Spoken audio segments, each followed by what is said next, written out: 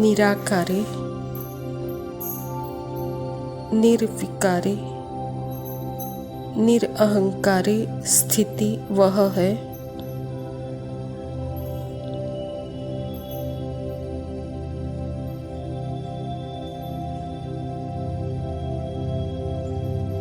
निराकारी means आत्मा का ना कोई रूप है, ना कोई फिजिकल रूप है,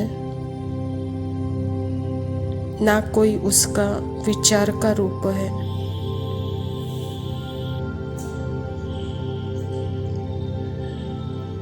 आत्मा किसी विचार या किसी शरीर का प्रतीक नहीं है। यह है निराकारी स्थिति।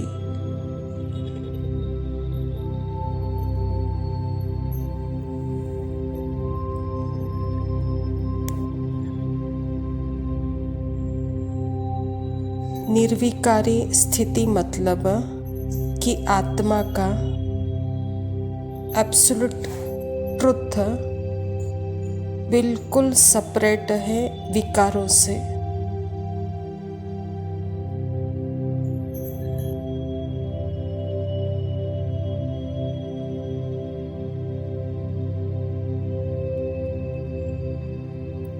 विकारों की भी एक अपनी रिकॉर्डिंग स्क्रिप्ट है।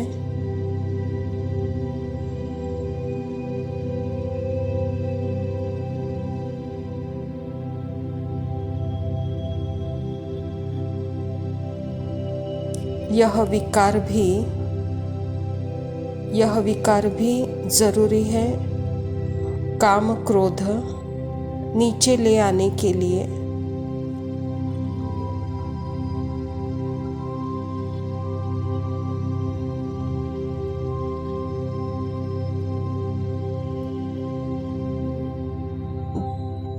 ड्रामा में हायर और लोअर दोनों का अभिव्यक्ति चाहिए।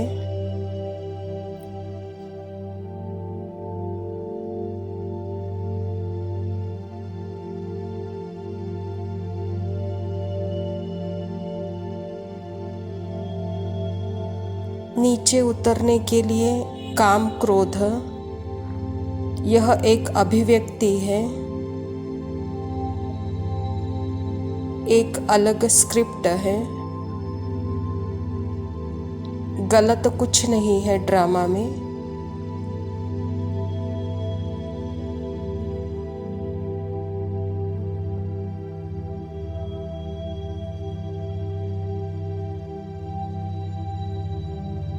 बस नीचे उतरने के लिए काम क्रोध यह एक अभिव्यक्ति है।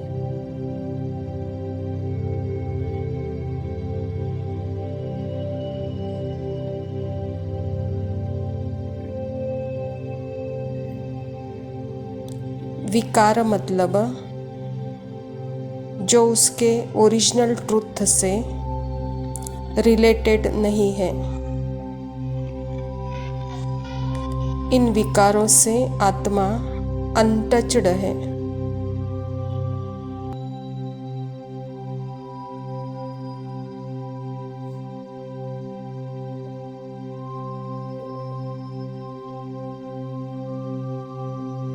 निर्विकारिता का मतलब विकार जो है स्क्रिप्ट के रूप में माइंड में है, जिससे वो प्ले आउट होता है। पर आत्मा अनटच्ड निर्विकारी है।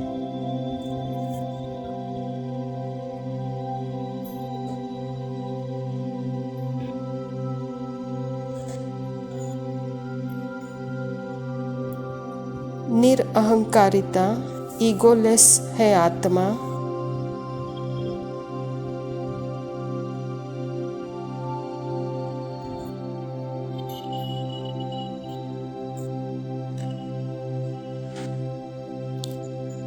आत्मा के माइंड में ईगो की स्क्रिप्ट है, जिसको वो प्ले आउट करती है।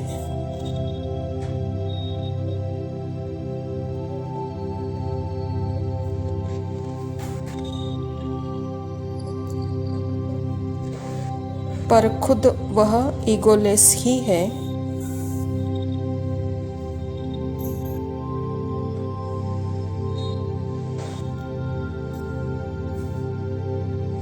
ईगो मीन्स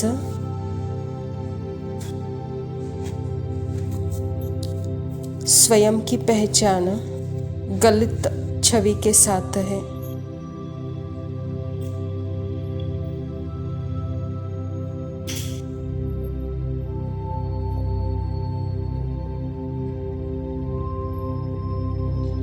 बेसिकली आत्मा का आइडेंटिफिकेशन किसी भी संकल्प, फीलिंग, थॉट्स, इमोशन से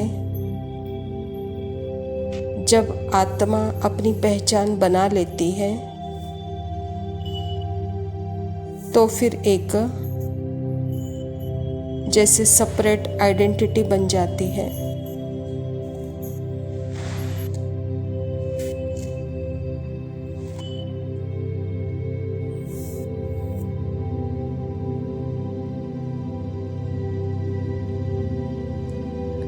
जैसे कि मैं स्वाति हूँ, मैं गुस्से वाली हूँ,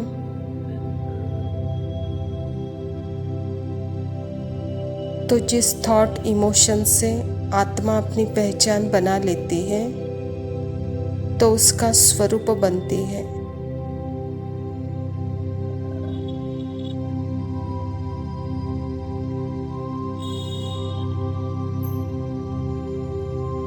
आत्मा अगर इसको साक्षी होकर इस गुस्से के रूप को देख सकती है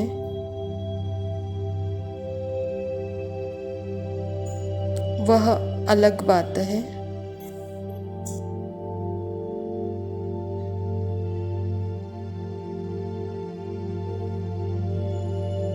मैं ईगो का रूप नहीं, ईगो को भी मैं साक्षी होकर देख सकती हूँ, ईगो का रूप देख सकती हूँ।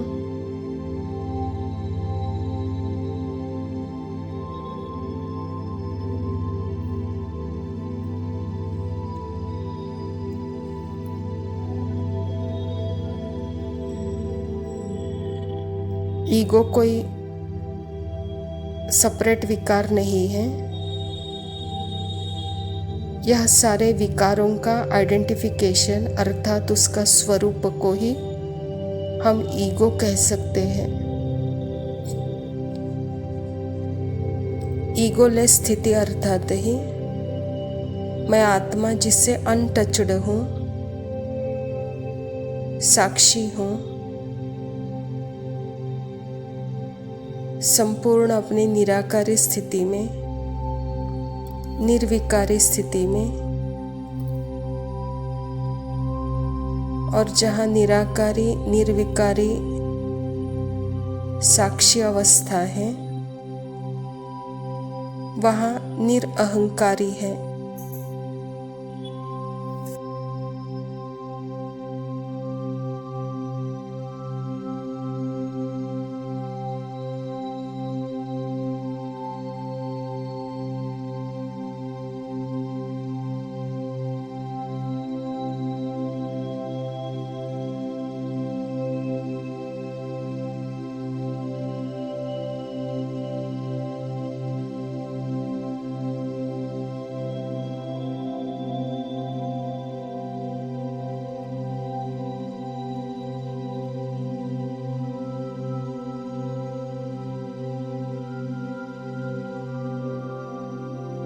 ओम शांति।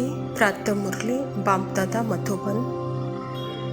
मीठे बच्चे, बाप आए हैं वॉइसलेस दुनिया बनाने, तुम्हारे कैरेक्टर सुधारने। तुम भाई भाई हो तो तुम्हारी दृष्टि बहुत शुद्ध होनी चाहिए। स्वयं परमपिता परमात्मा शिव बाबा प्रजापिता ब्रह्मा के तन में आकर के यह ईश्वरीय विश्वविद्यालय की स्थापना की है और इस ईश्वरीय विश्वविद्यालय के द्वारा ही परमात्मा हम बच्चों को निर्विकारी स्थिति द्वारा निर्विकारी दुनिया बनाने चाहते हैं, तो वह निर्विकारी स्थिति है ही मुझ आत्मा की अपनी स्थिति। जब मैं निराकारी रूप में अनुभव करती हूँ तो जैसे वह मेरी निर्विकारी स्थिति है, निरअहंकारी स्थिति है। तो इसको ही बाबा कहते बच्चे, यह वॉइसलेस स्थिति अर्थात वॉइसलेस वर्ल्ड। इस स्थिति से ही वॉइसलेस वर्ल्ड की दुनिया स्थापना होती है। तो सदा दृष्टि भाई भाई की रखो, शुद्ध रखो कहता बाबा। प्रश्न है, तुम बच्चे बेफिक्र बादशाह हो, फिर भी तुम्हें एक मूल फिक्रात अवश्य होनी चाहिए, कौन सी? उत्तर है, हम पतित से पावन कैसे बने, यह है मूल फिक्रात। ऐसा न हो बाप का बनकर फिर बाप के आगे सज़ा खानी पड़े, सज़ाओं से छूटने की फिक्रात रहे, नहीं तो उस समय बहुत लज्जा आएगी। बाकी तुम बेपरवाह बादशाह हो, सबको बाप का परिचय देना है। कोई समझता है तो बेहद का मालिक बनता, नहीं समझता है तो उसकी तकदीर, तुम्हें परवाह नहीं है। बाबा कहता बच्चे, यहाँ एक बच्चों को चिंता होनी चाहिए और वह चिंता है कैसे हम अपने आप को पतित से पावन बनाएं। यह चिंता सदा आपको बच्चों को होनी चाहिए, क्योंकि इस स्थिति से ही आप सभी सजाओं से मुक्त हो सकते हो। नहीं तो बाबा कहता बच्चे, आपको सज़ा खानी पड़ेगी बाप के सामने, तो आप बच्चों को लज्जा आएगी। इसीलिए सदा याद और सेवा में तत्पर रहो।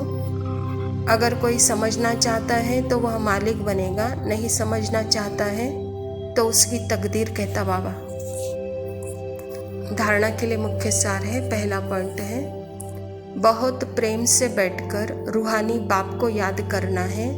याद में प्रेम के आंसू आ जाए तो वह आंसू विजय माला का दाना बन जाएंगे।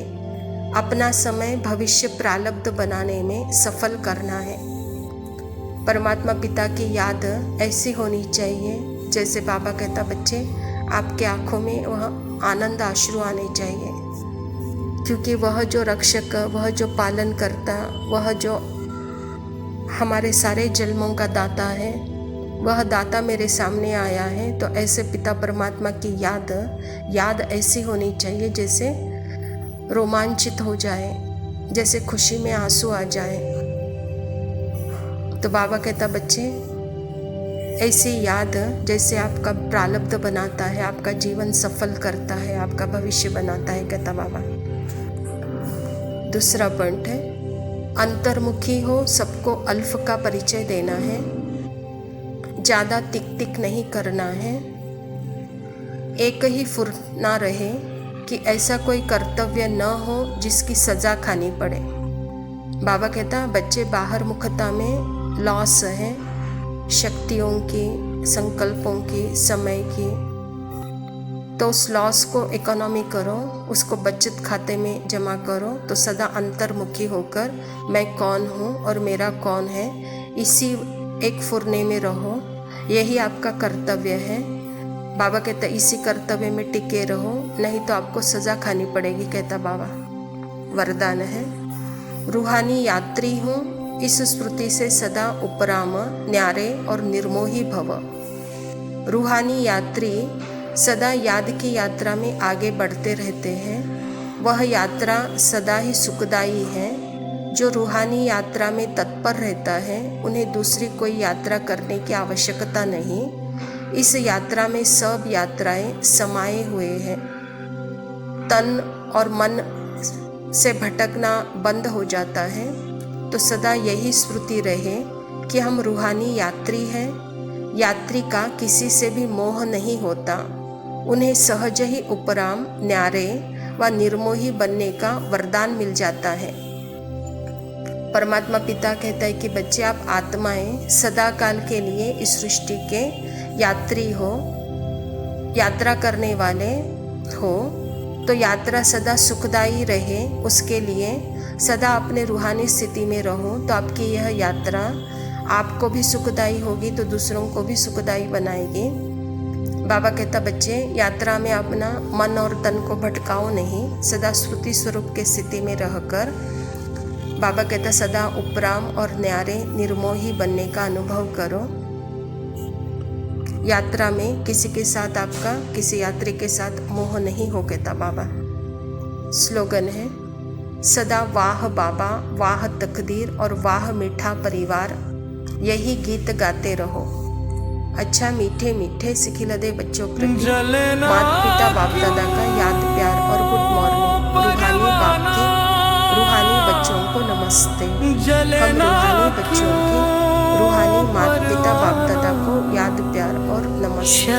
लव यू बाबा, शुक्रिया, ओम शांति। देख कर 84 जन्मों की प्रारब्ध पाकर, संगम युग में सच्चा संग पाकर, तीनों लोकों की सैर कर कर, जले ना क्यों परवाना, जले ना क्यों परवाना। रूह की परम रूह से मौज महसूस कर, आँखों ही आँखों में बात कर कर, दिल से दिल मिलाकर, रोम रोम में जादू चलाकर, जले ना क्यों परवाना, जले ना क्यों परवाना। अमृत वेले का अमृत पीकर, मुरली की तान पर नाच कर, अलौकिक पीता पाकर, ब्रह्मा भोजन खाकर, जले ना क्यों परवाना, जले ना क्यों परवाना। नुमा शाम को पवित्र किरणें फैलाकर, चारों धामों की यात्रा कर कर, अव्यक्त मिलन मनाकर, दिलाराम के दिल में बस कर, जले ना क्यों परवाना, जले ना क्यों परवाना। बिछुड़े हुए साजन को पाकर, साजन से सच्चे दिल की रूह रिहान कर, क्षमा पर परवाना फिदा होकर, छुप छुप कर दिल ही दिल में बसा कर, जले ना क्यों परवाना, जले ना क्यों परवाना। शिव की अर्धांगिनी बनकर, अपना सब कुछ उस पर न्योछावर कर, रूहों को परम रूह से मिलाकर, राम की सच्ची सीता बनकर, जले ना क्यों परवाना, जले ना क्यों परवाना।